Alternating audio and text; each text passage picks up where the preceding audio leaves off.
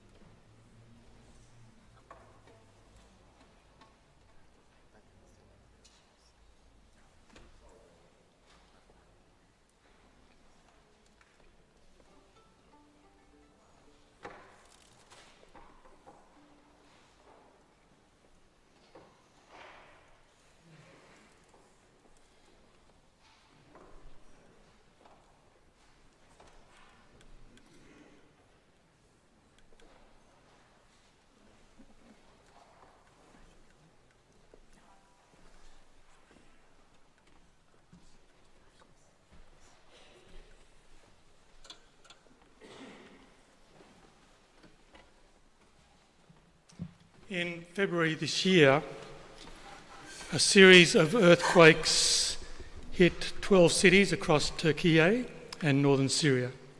214,000 buildings were destroyed, 3.5 million people displaced, more than 50,000 are dead. It's an area rich in history and culture, the cradle of civilization, shaken like never before. The week after the main quake, I met with Arzu and asked how she thought we at Scots Church might help. It was clear that Arzu already had plans forming in her mind, because after just a few moments she was describing exactly the event we're about to experience today, which has been taking shape ever since. Arzu has chosen a program of traditional songs from cities in the most affected regions, songs that showcase the people and their culture. There are folk songs, there are hymns and lullabies, there are chants and laments. You'll hear traditional Turkish instruments, Western orchestral instruments, and the Scots Church Choir. Roger Young and Vaughan McCallie provided arrangements, Liz Anderson conducts, and my name is Phil Campbell, your MC this afternoon. Our program begins with 3 laments. Eston Airy, a Good Friday hymn about the hope of the resurrection, followed immediately by Don't Cry My Beloved and Neni Bebek, a tragic lullaby. As Arzu and Liz join us, I'd like to invite you to please stand during the first song as a mark of our respect for the lost. Please stand.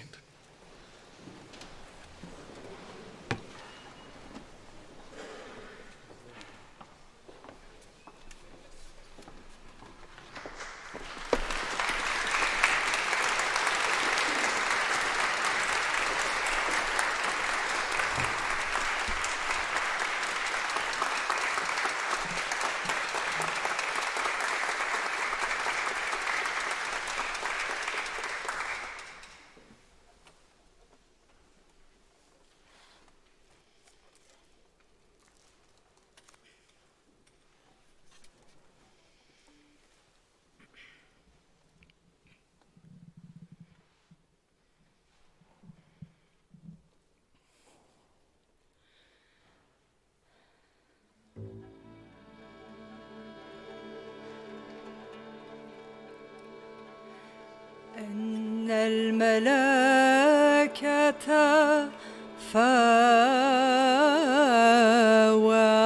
فاواها نحو المنعم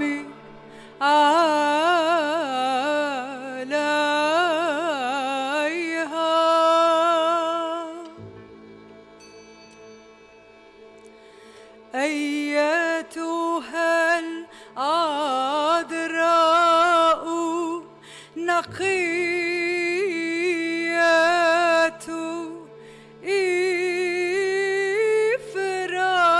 افرحي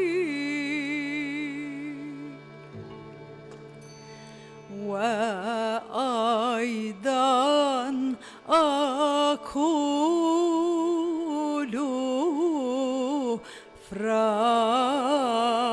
افرحي لأن ابنك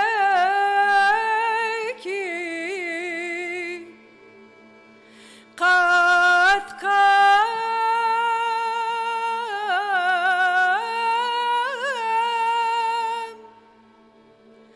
من القبر في اليوم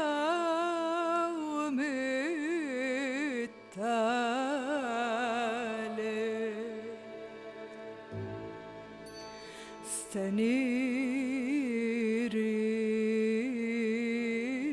استنيري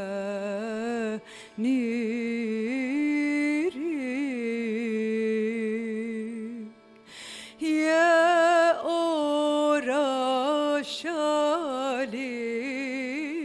أورشليم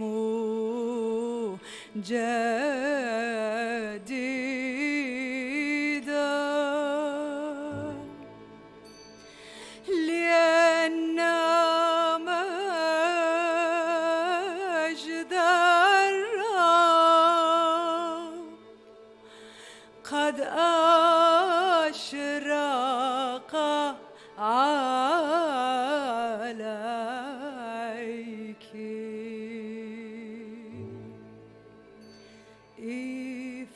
افرحي الآن وتهللي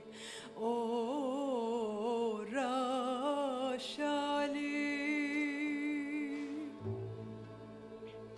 وأنت يا نقية يا والدة الإله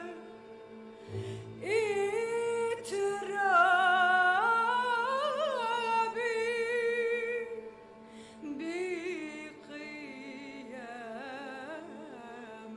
بقيامتي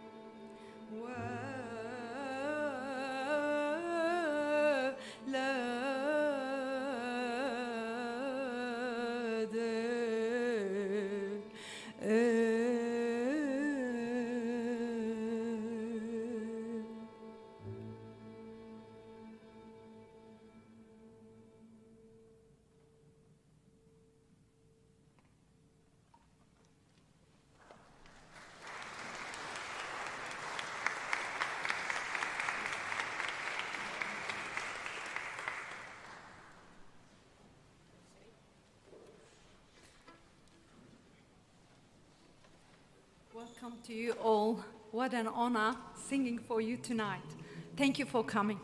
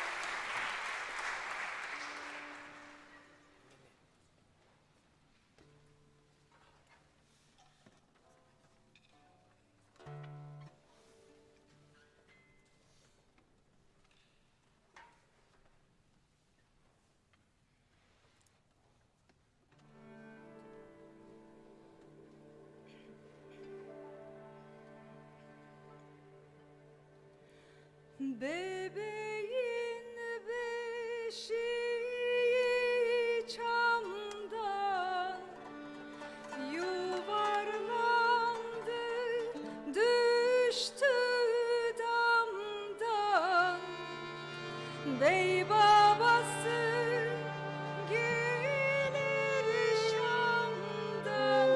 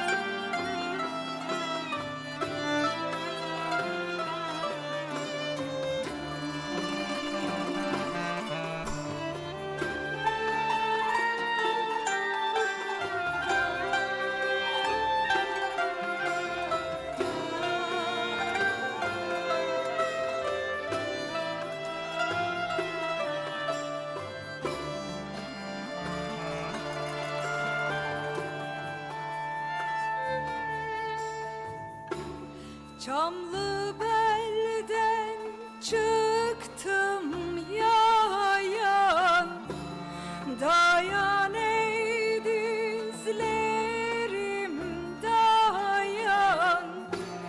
Kardeş atlı bacı yayan, nenni nenni nenni nenni nenni nenni bebek o.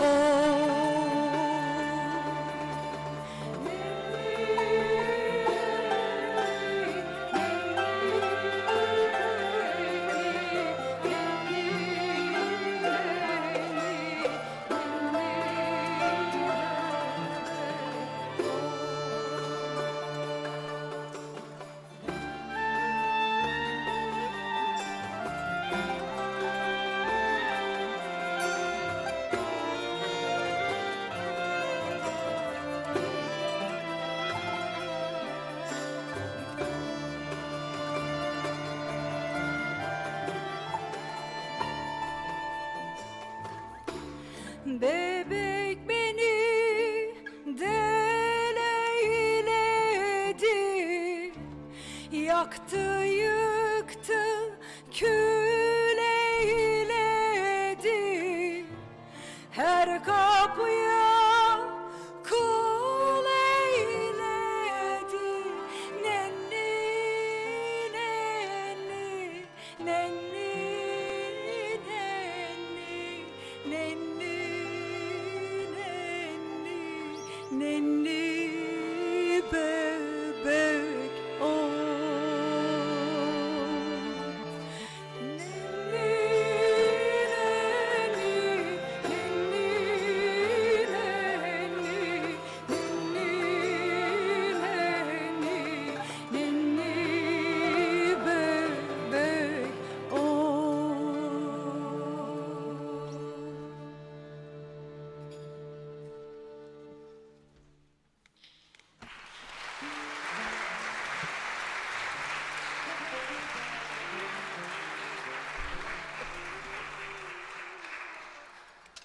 Friends, I want to say welcome again to Scots Church in the heart of Melbourne today. I should mention, just on a practicality, that toilet facilities are available in the foyer of the Westpac building. You can reach that building straight through this door and through the glass doors on the left, or if you prefer, around and via Russell Street. Welcome too to our live stream audience. We're live streaming from over there all over the world, and we're very glad to have you all with us watching today. I want to share with you a letter from the Premier of Victoria, Daniel Andrews, who says, on behalf of the Victorian Government, I'd like to send our best wishes to those attending Laments of Mesopotamia.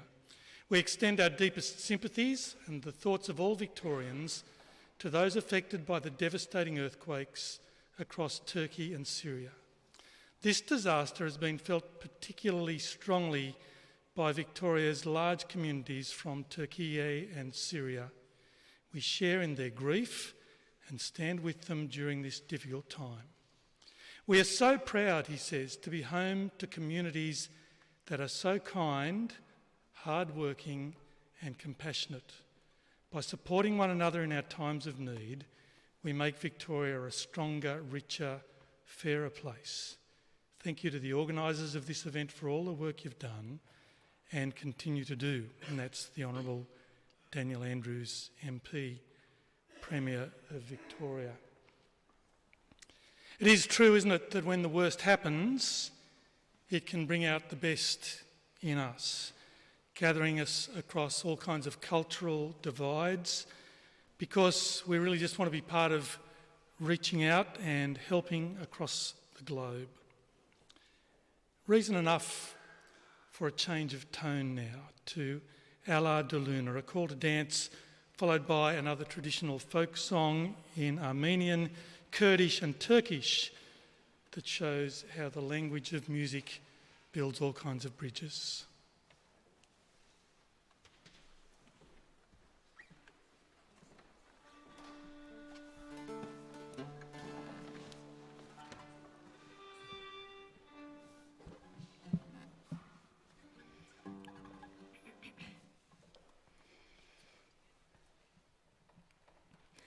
Of,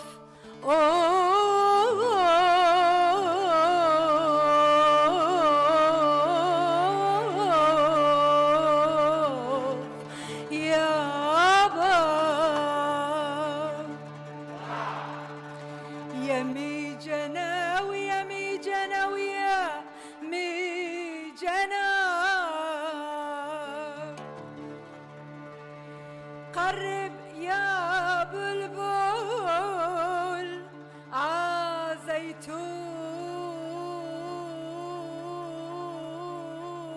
عزيتون بلادنا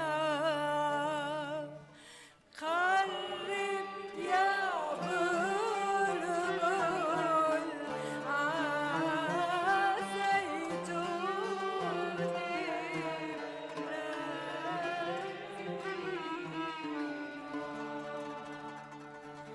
جبل القفز نادى أعجب الزيتون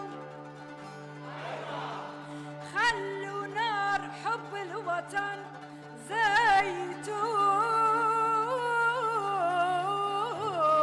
زيتون نحنا بالأرض أوسام زيتون منحني بس لنبوس التراب يا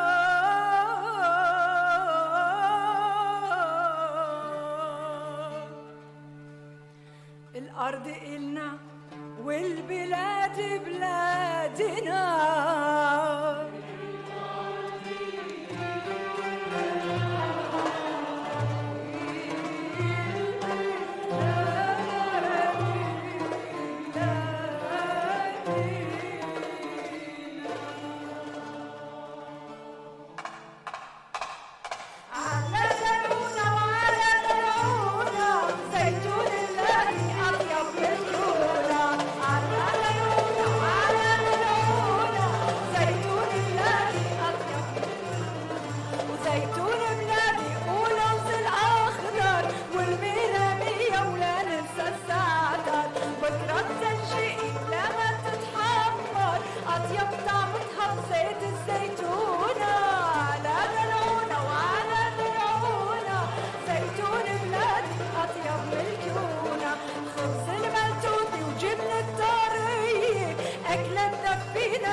الشتوية وصحون السحلب والمحلبية خلتنا ننسى بردك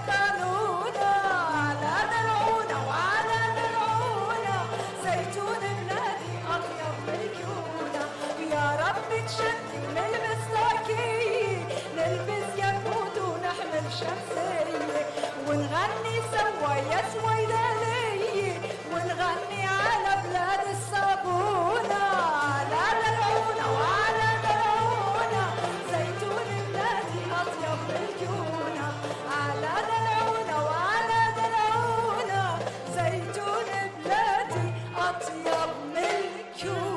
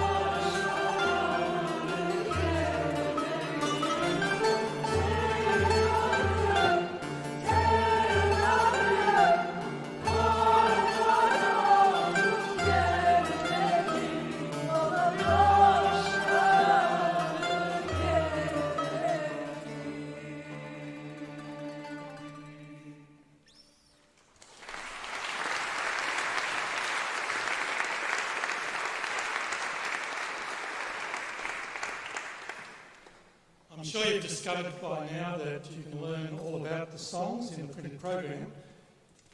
We move on to two love songs now. The first is Suzanne Susie, a story with a tragic ending in the style of Romeo and Juliet or Leonard Bernstein's West Side Story. The second, Bada Bada, is a little more optimistic.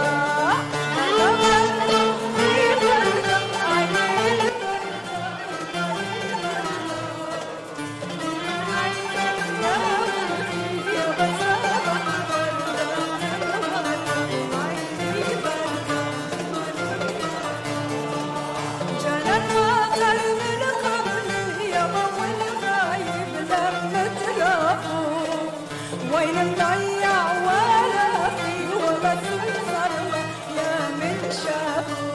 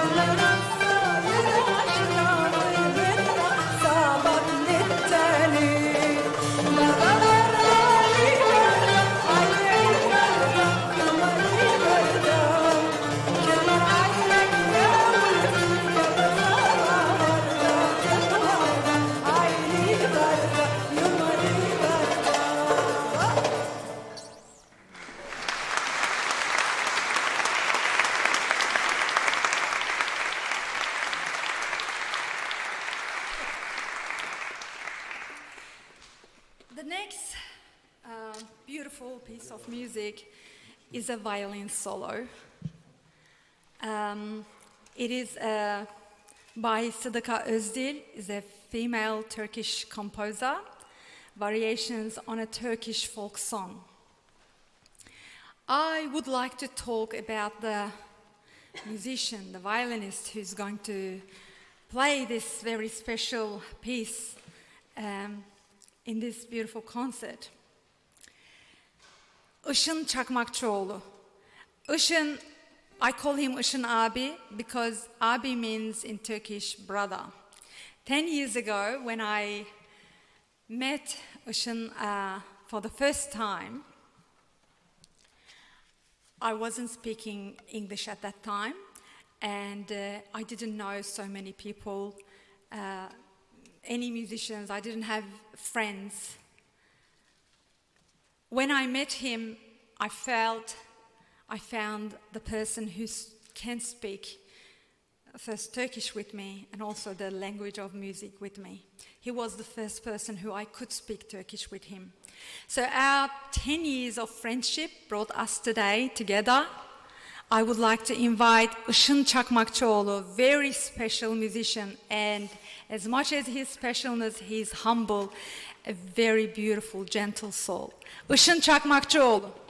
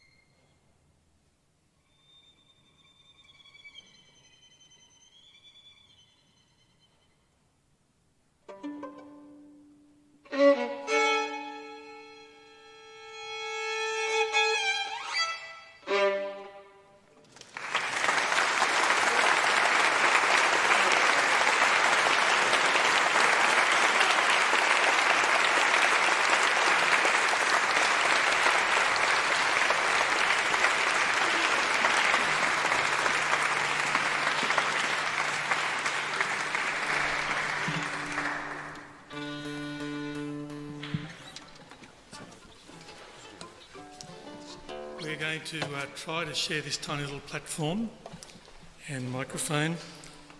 Arzu, you told us a little bit about your history and background with Ushan. How about some background on your connection with Scots Church? I've been singing at Scots Choir for more than 10 years now. And the Scots Church is a very special spiritual place for me. From the first time I entered this church onwards, I made 2 wishes when I entered to this church.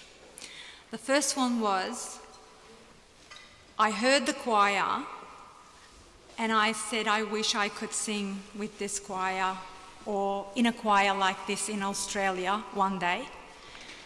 And the second wish was, if one day I will find someone who I will love, I would like to marry in this church. And both of them came true. The first one happened in half an hour. And my friend who brought me here, she must be around among you, Catherine Schmidt. She introduced me to Douglas Lawrence. And I just told him that I'm a music teacher from Turkey. And then he said, okay, you're singing next week soprano with the choir. And I couldn't believe that he didn't audition me or ask me anything.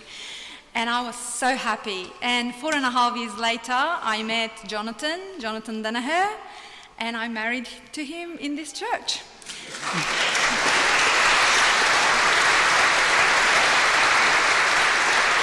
Well, There he is, right up the back, working.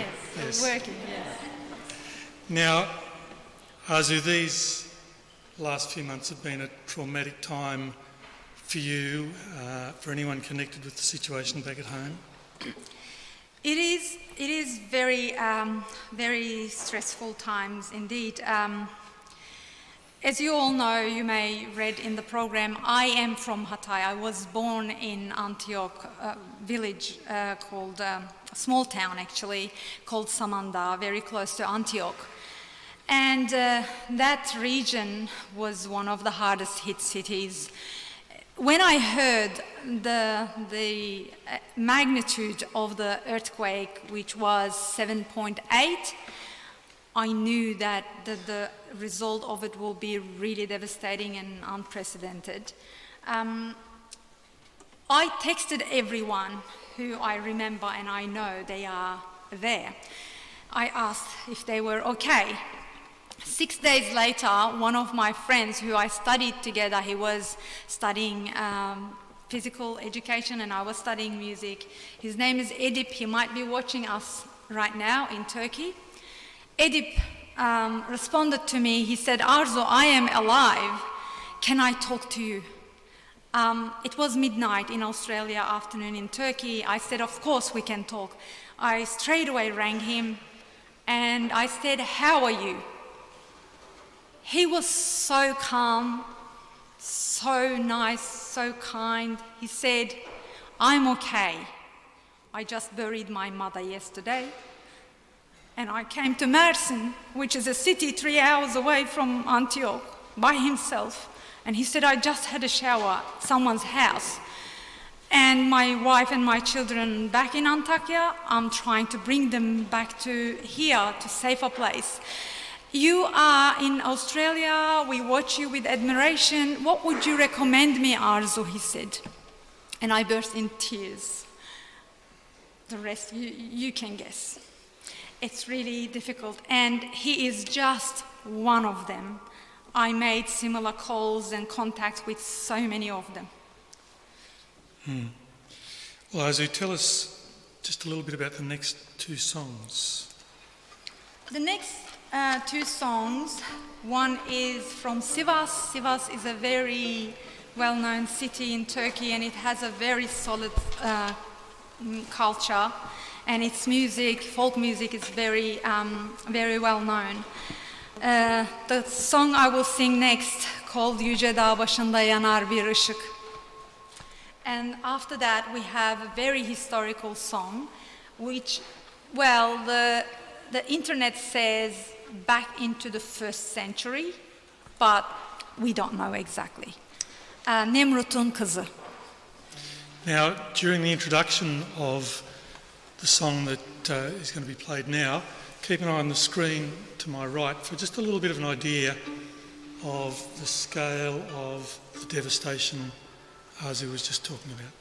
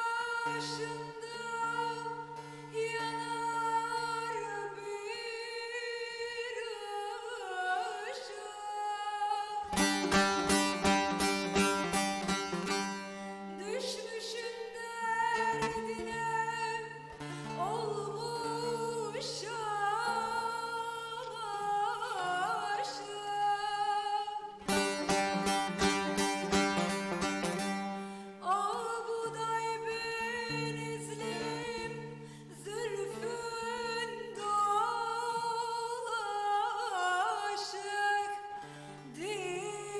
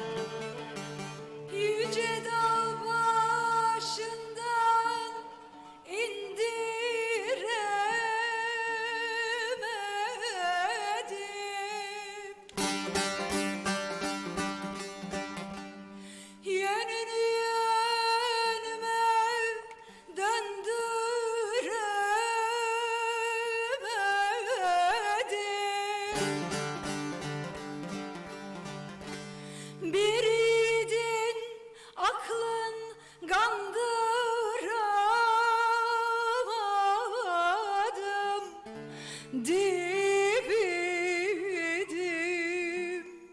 'Cause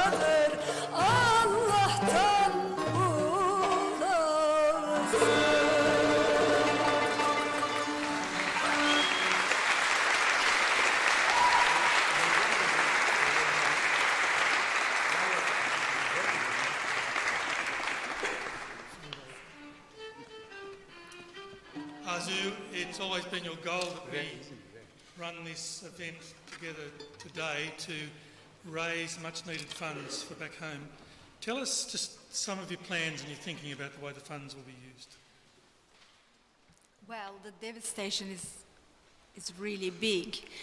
I wish if we could help everyone, but it is not possible. What I would like this money to be used for is education. Because education, I sometimes think whether if food and shelter is more important or education. Because if we can educate people who are in need, they can help themselves, they can find their food and shelter for themselves. So the funding of this concert, I would like to go to the children who lost their parents, whose parents lost everything and they can't afford their children's education. This is my wish. It's a good wish. You've got all the right connections back at home to make that happen, and we'll be working together very carefully to make sure that those plans come about. So I think it's a great plan. We have a change of tone coming up in the next song called In Front of Their House Has Flowers, which you told me is secretly a love song with all kinds of saucy secret metaphors. It's probably a good thing that most of us won't understand them. We wouldn't anyway. Followed by The Black Train, which at the rehearsal was one of my favourites musically, a great song. And then a song called Brush Your Hair Straight, a song with a subtext in honour of the town of Adıyaman. Burası Adıyaman, yes. Thank you so much, Phil. Thanks.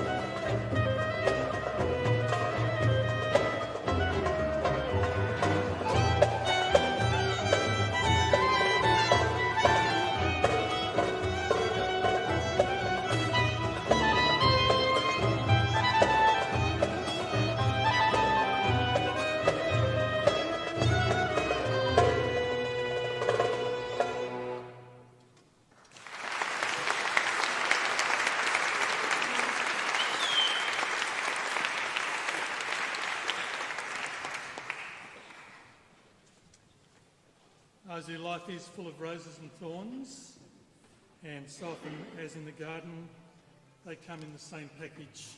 We've had happy songs, we've had sad songs today.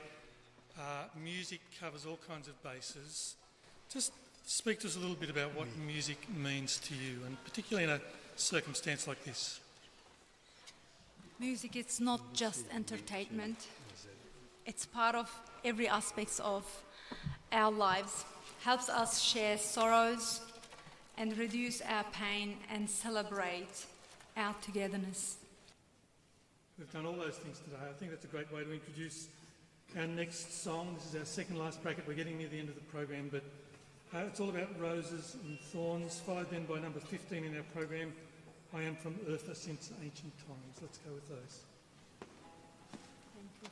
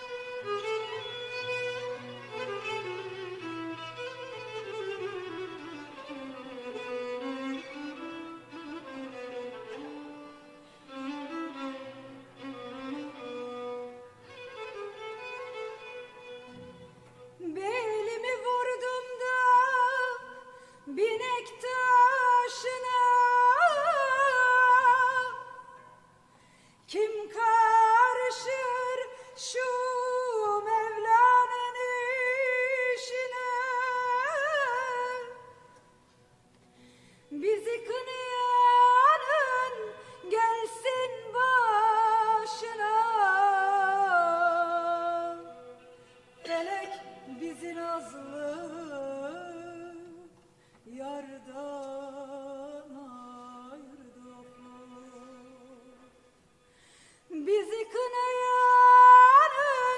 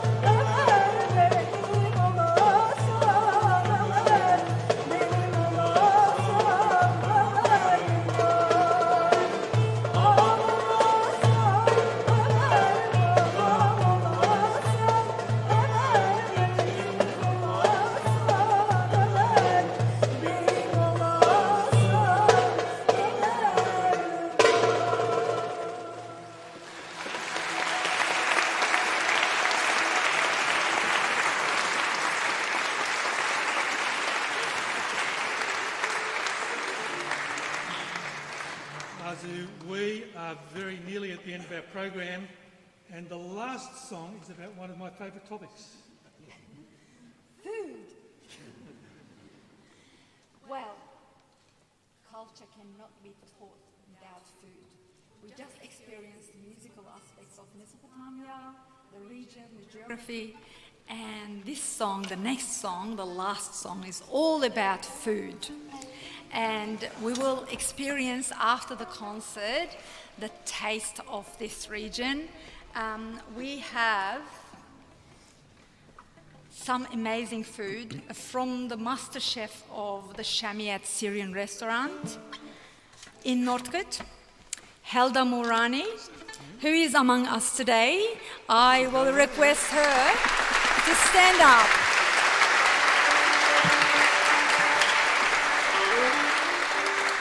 In my region, hard-working women don't get much recognition.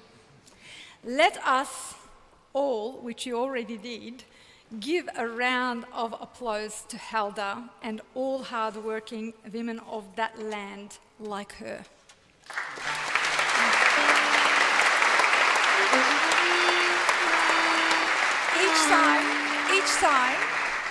Each time I go to that restaurant, the smell of the food makes me feel like Mum will come out of the kitchen.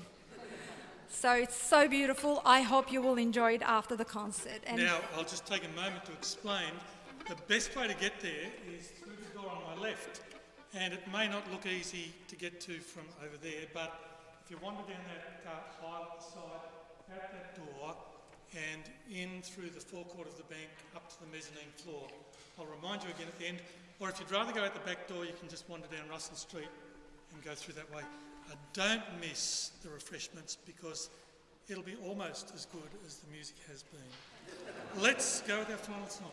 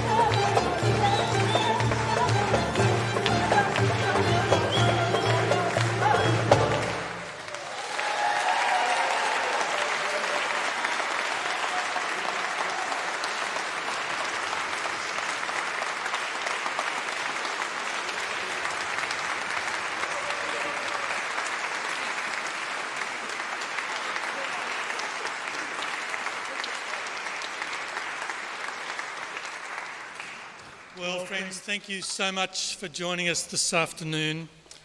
Thanks to our team of musicians, both Western and Mesopotamian. Thanks to our Scots Church choir, who I can assure you have had to learn some new tricks over these last few weeks.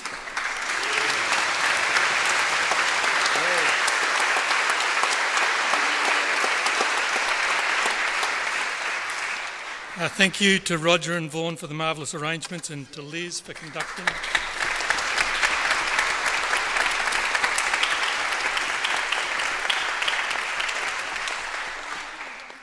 Thanks to the many people who have been involved behind the scenes, and I would particularly mention Arzu's husband Jonathan, who's been working so hard. There he is over there. Jonathan, great work.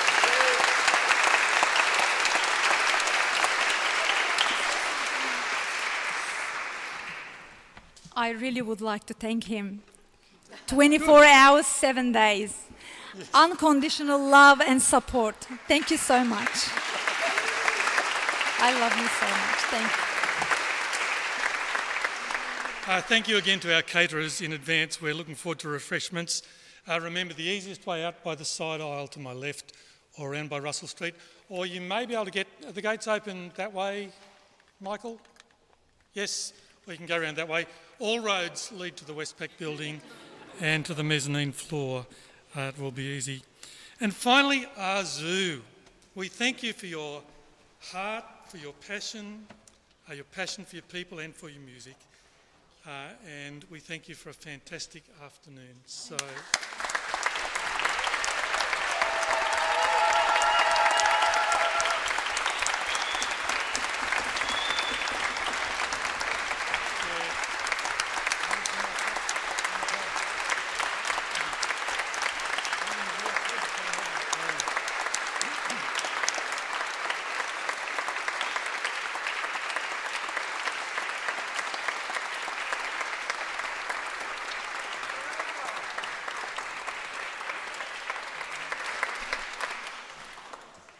Just finally, a special thank you to all of you who have donated to this very worthy cause. Rest assured, it will be making a difference to the lives of children in Hatay through our small efforts in the name of the Lord Jesus. Thank you for joining us from all around the world, and God bless you all.